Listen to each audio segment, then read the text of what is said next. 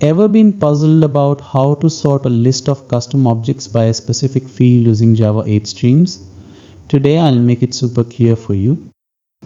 Picture this: you have a list of objects and each object has a name and an age. Now you want to sort this list by age. How do we do this efficiently with Java 8 streams? Let's dive in. To start, let's define our custom object. We'll call it person with fields for name and age. As we switch to the Eclipse integrated development environment, we will create a person object with name and age properties. We can easily generate getters and setters for these properties. Override the toString method and then proceed to our main class. In the main class, we create a list of person objects by initializing them with some mock values and then adding these objects to the list. At line 20, personList.stream method converts the list into a stream.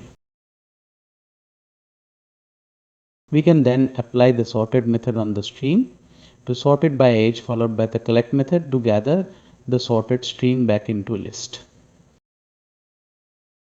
By using the for each method on the sorted list, we will print the property values of the sorted person objects to the console. As you can see, the values are displayed in order of age. It's that simple. But what if you want to sort by multiple fields? For instance, if two people have the same age, you might want to sort them by name. Here's how.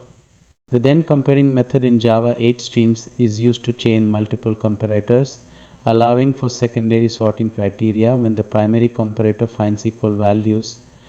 With this approach, you first sort by age, then by name. This ensures that your list is sorted by both criteria. Using Java 8 streams makes sorting custom objects both powerful and elegant. You can handle complex sorting criteria with just a few lines of code. With that said, thanks for watching and until next time.